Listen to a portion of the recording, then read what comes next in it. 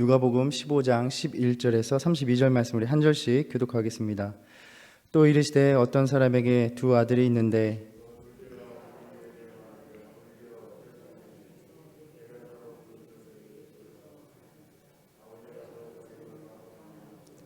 그 며칠이 안 되어 둘째 아들이 재물을 다 모아가지고 먼 나라에 거기서 허랑방탕하여 그 재산을 낭비하더니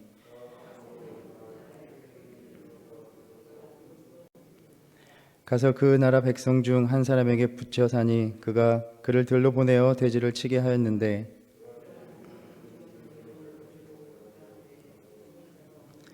이에 스스로 돌이켜 이르되 내 아버지에게는 양식이 풍족한 품꾼이 얼마나 많은가. 나는 여기서 줄여 죽는구나.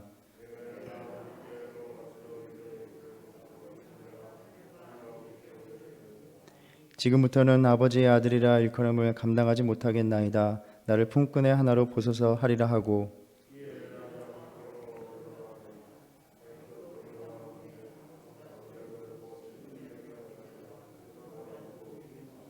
아들이 이르되 아버지 내가 하늘과 아버지께 죄를 지었사오니 지금부터는 아버지의 아들이라 일컬음을 감당하지 못하겠나이다 하나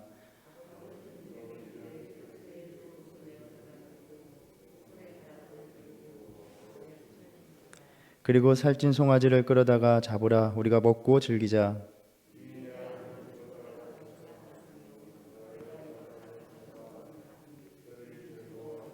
맏아들은 밭에 있다가 돌아와 집에 가까이 왔을 때에 풍악과 춤추는 소리를 듣고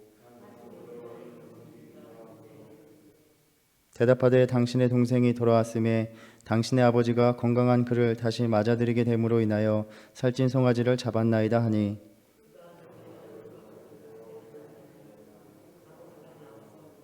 아버지께 대답하여 이르되 내가 여러 해 아버지를 섬겨 명을 어김이 없거늘 내게는 염소 새끼라도 주어 나와 내 벗으로 즐기게 하신 일이 없더니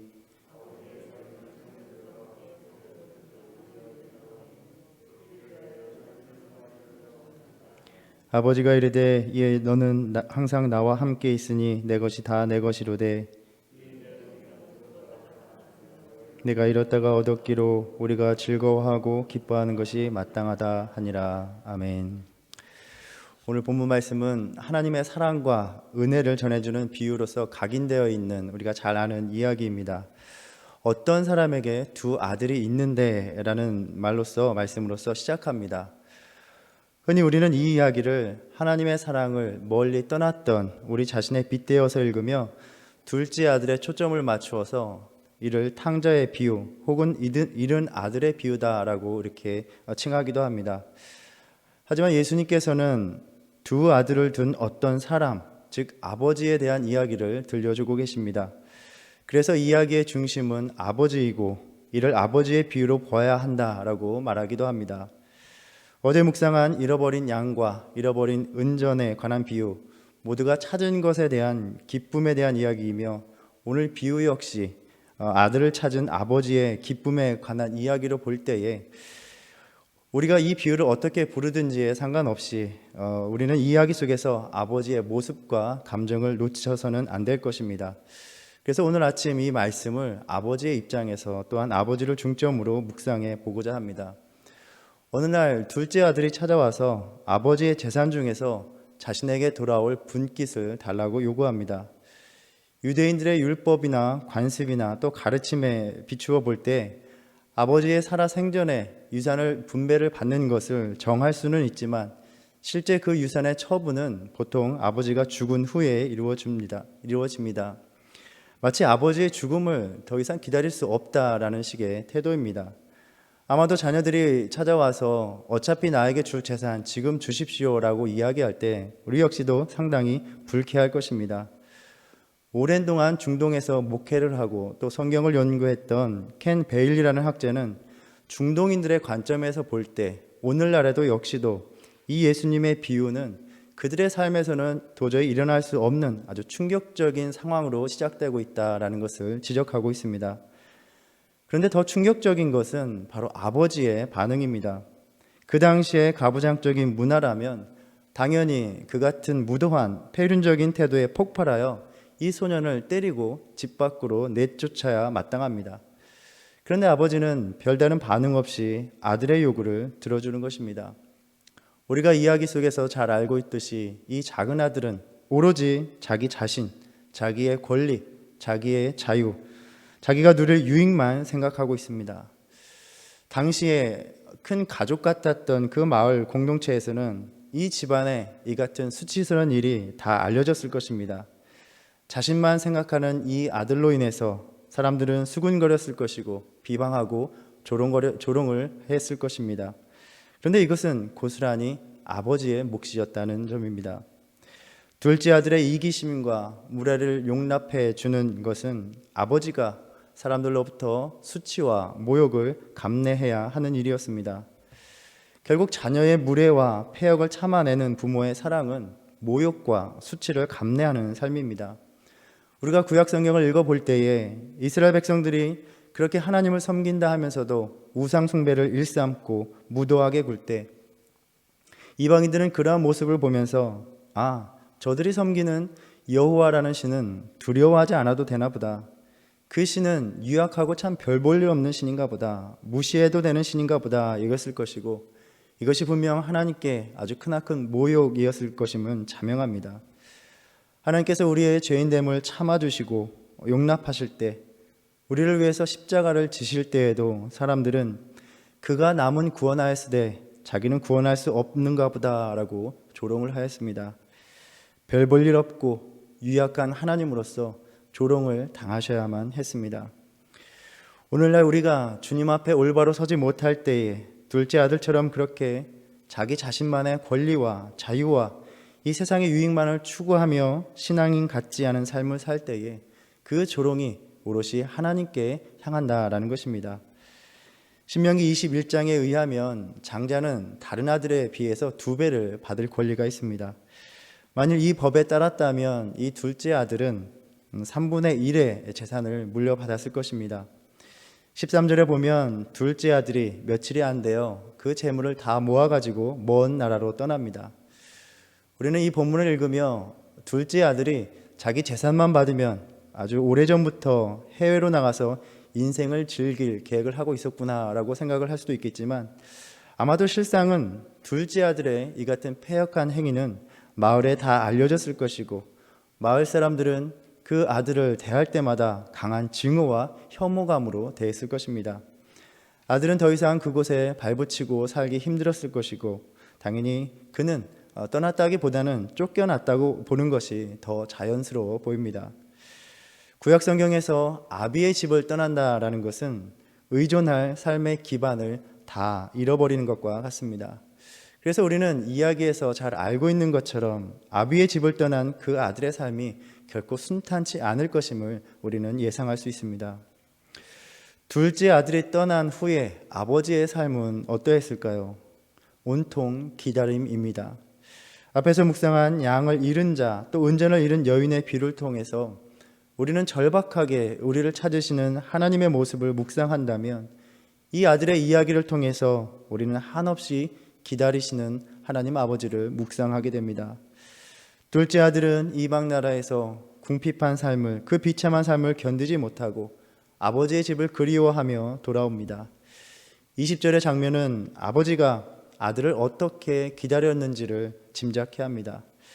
아직도 거리가 먼데 아버지가 그를 보고 측은히 여겨 달려갔다라고 말씀합니다. 거리가 먼데 어떻게 아들이 오는 것을 알 수 있었겠습니까? 아버지는 아들이 그렇게 떠나간 곳만을 바라보며 그 자리에서 하염없이 기다린 것입니다. 만일 둘째 아들처럼 자기 자신만 생각하고 자신의 삶만을 생각하였다면 아들이 오는 길목을 바라보고 있었다기보다는 자기의 분주한 삶을 살아갔을 것이고, 아들이 집안에 들어와서야 돌아온 것을 알아차렸을 것입니다. 저는 이 장면을 생각하며 집 앞에서 넋을 놓고 동네 입구를 바라보는 그 아버지를 보면서 지나가는 마을 사람들이 그 모습을 보며 안타까워하며 혀를 차는 모습을 상상해 봅니다. 또 아버지는 먼 발치에서 아들과 비슷한 사람이라도 나타나면 언제나 그 먼 데서 달려나가서 확인하였을 것입니다. 아버지는 그렇게 아들이 돌아오는 날에만 그렇게 달려나간 것이 아니라 그 길을 수없이 마치 아들이 오는 것처럼 달려나갔을 것입니다. 떠나간 자녀의 자리는 그렇게 부모를 기다림의 삶으로 만들어 놓습니다. 우리 역시 연약한 믿음, 불순종의 삶을 살 때에 하나님께 행한 일이 별다르지 않다는 것입니다.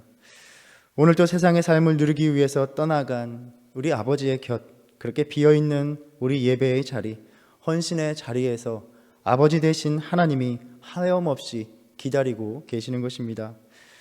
우리 각자의 믿음의 삶, 또 지금 보내고 있는 어려운 시절을 보내온 우리의 신앙의 모습은 어떻습니까? 하나님을 기다리는 아버지로 만들어버리지는 않았습니까? 혹은 마치 하나님께서 나를 돌아보시지 않고 하나님이 나를 떠난 것처럼 원망하는 삶을 살고 있지는 않습니까? 우리가 분명히 알아야 할 것은 아버지께서 우리를 떠나신 적은 한 번도 없다는 것입니다. 언제나 떠나는 것은 우리 자신이었고, 우리의 떠남은 우리를 사랑하시는 하나님을 늘 기다리는 아버지로 만들어버린 것입니다. 그 하나님께서 오늘 또 돌아오는 길목에서 기다리고 계시다는 것, 그 아버지의 사랑을 기억하라고 이 아침 우리에게 말씀하십니다. 오늘 또 비어진 나의 믿음의 자리는 아버지가 그곳에서 변함없이 기다리시는 자리입니다. 아버지는 그렇게 아들을 맞이하기 위해서 달려나갔습니다. 우리가 고전의 영화나 드라마에서 보듯이 이 당시 사람들은 두루마리 같은 긴 옷을 입고 있었습니다. 베일리는 중동의 사회에서 중년의 신사는 언제나 달리지 않는다라고 말을 합니다. 신약 성서가 형성되기 전에 기록된 외경 실학서에서도 걸음걸이는 그 인품을 나타낸다라는 말이 있을 정도로 당시는 사람들의 걸음걸이를 아주 중요시하는 사회였습니다. 중년의 신사가 긴 옷을 입고 달리려면 아마도 땅에 끌리는 그 자신의 옷을 두 손으로 치켜 올리고 뛰어가야만 했기에 아주 상당히 우스꽝스러운 모습이 되었을 것입니다. 사람들이 볼 때에 마을 사람들에게는 그 모습이 참 두고두고 웃음거리가 되었을 것입니다. 한 사회에서 오늘날도 마찬가지로 지긋한 나이가 있는 사람이 모든 사람의 웃음거리가 되는 경멸하는 행동을 하기란 좀채 쉬운 일이 아닙니다. 그런데 자신의 아들이 돌아오는 모습을 보면서 자신의 품위 따위는 신경 쓰지 않고 그렇게 달려나가고 있는 것입니다. 그리고 우리는 아버지의 이 달리는 행동의 또 다른 이유를 추측해 볼 수 있습니다. 마을 사람들은 이미 이 배은망덕한 둘째 아들의 행위를 다 알고 있었고, 마을 어귀에서 그 아들을 알아보는 이들은 수근거리며 손가락질을 하거나 아니면 당시의 가부장적인 사회 분위기를 볼 때에 면전에 대고 욕을 하거나 또는 흥분한 어떤 이들은 그 아들에게 신체적인 위해를 가할 수도 있는 일입니다. 아버지는 그러한 사회적인 분위기 속에서 아들이 마을에 당도하면서 받을 취급을 너무나 잘 알고 있었을 것입니다. 먼 거리에서 아들이라는 생각이 들자마자 혹시나 자신의 아들이 받을 비난이나 적대적인 취급에서 보호하고자 그 순간에 자신이 아들과 함께 있어 줌으로 아들을 안심시켜 주고자 그 누가 아들을 먼저 볼세라 대면할세라 뛰어나가고 있는 것입니다. 아버지는 그렇게 자신이 받을 수치는 생각하지 않고 아들이 당할 수치에 대한 염려로만 가득합니다. 자신이 받을 취급에 대한 두려움을 품고 오는 그 아들을 감싸줄 생각밖에 없었던 것입니다. 긴 옷을 입고 뒤뚱뒤뚱 뛰어나가는 그 부끄러운 모습을 취하면서도 자식이 받을 수치와 부끄러움과 비난을 함께 떠안으려고 달려나가고 있는 것입니다. 예수님께서 이 땅에 오셔서 가장 수치스러운 십자가에 달리셨습니다. 그 수치의 자리는 실상 우리의 자리였습니다.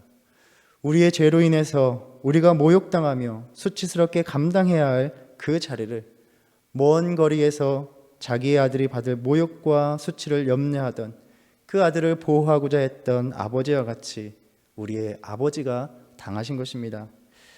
그 누가 아버지 하나님의 사랑을 그렇게 쉬운 사랑이라고 하나님이니까 당연히 베푸실 수 있는 사랑이라고 말할 수 있겠습니까?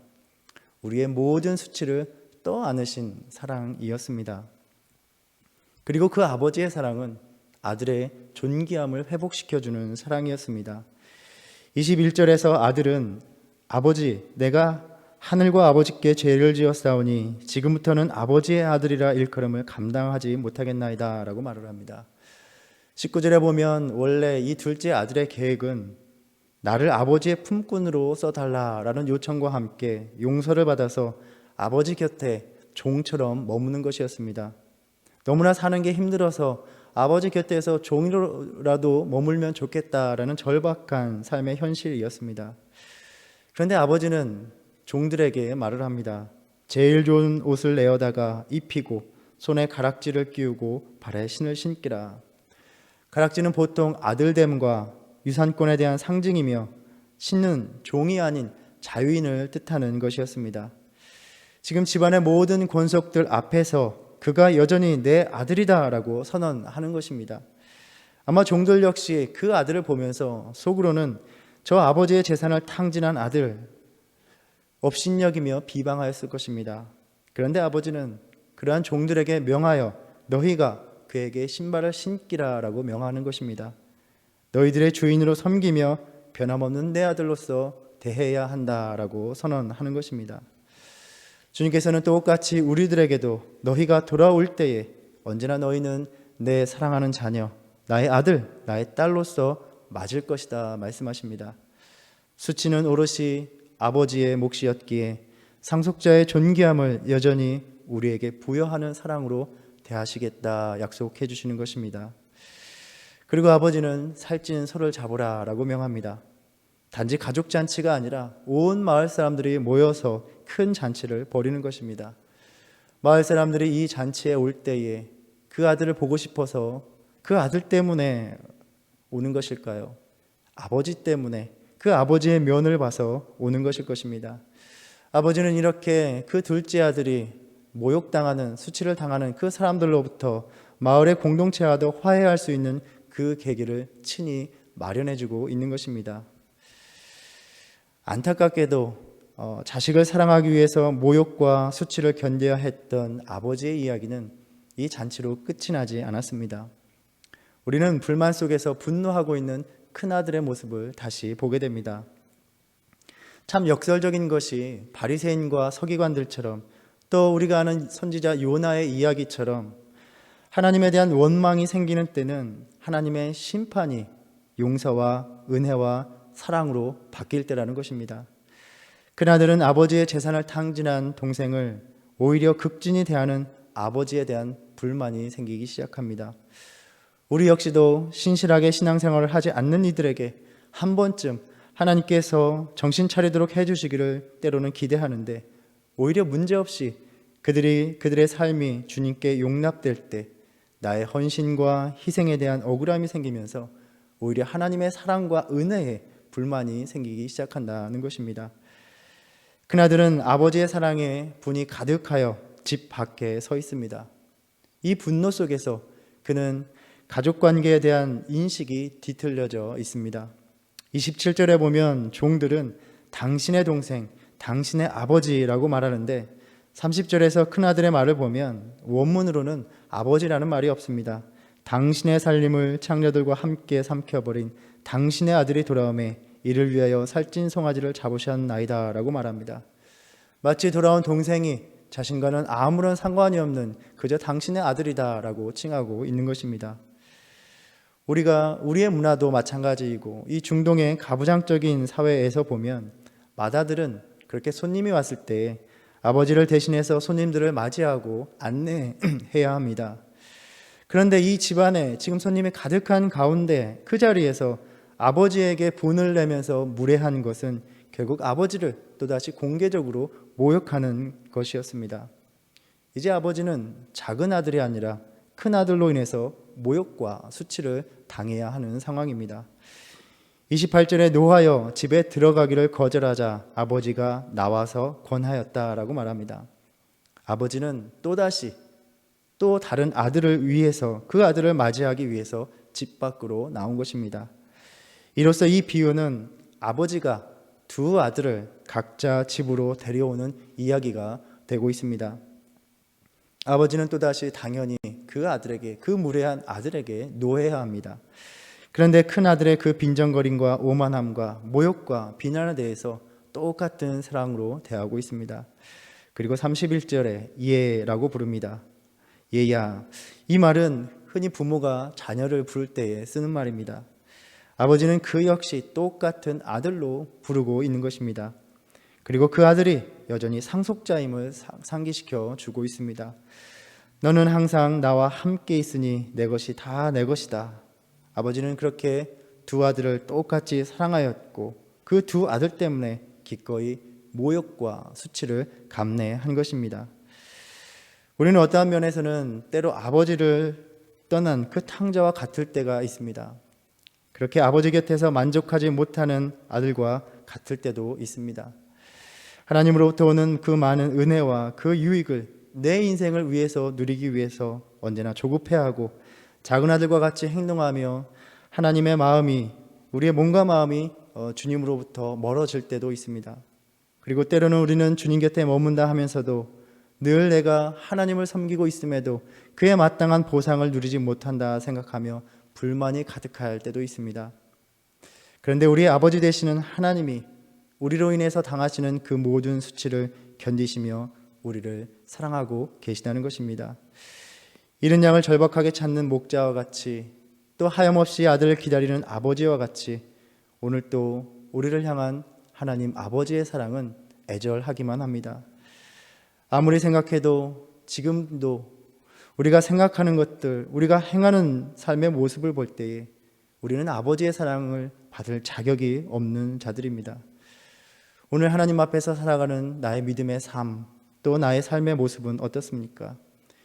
이 절절한 하나님의 사랑 앞에서 그 품을 떠나 아버지를 기다리게 하는, 혹은 아버지 곁에서 그 마음을 헤아리지 못함으로 불만이 가득하여 성내고 있는, 여전히 아버지의 마음을 아프게 하고 있는 자녀는 아닙니까? 오늘 이 말씀 우리가 함께 묵상하면서 오로지 우리 때문에 자신을 낮추어서 십자가에서 우리의 몫이었던 그 비난과 부끄러움과 그 형벌의 고통과 두려움을 대신 다 홀로 떠안으신 우리의 아버지의 사랑을 다시 한번 되새기며 우리의 삶과 믿음을 그 아버지께 온전히 돌림으로써 지금도 잃어버린 자녀들이 돌아오기만을 간절히 기다리시는 아버지에게 돌아오는 자녀가 되는 그 기쁨을 드리는, 또 아버지의 기쁨에 참여하는 저와 여러분의 믿음의 삶이 되기를 간절히 소망합니다. 기도하겠습니다. 우리를 간절히 찾아주신 아버지의 사랑에 이어서 하염없이 우리를 기다려주시는 그 사랑을 묵상합니다. 하나님, 오늘 또 우리가 외면하여 비어진 예배의 자리, 헌신의 자리에서 돌아오기만을 기다리시는 줄을 압니다.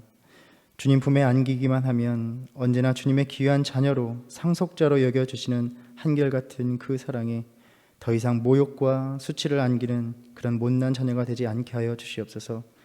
아버지의 아들, 딸의 자녀로 돌아와 아버지에게 기쁨 안겨드리며 세상이 아니라 하나님의 가족이 되어 살아가는 신실한 믿음의 삶 되게 하여 주시옵소서.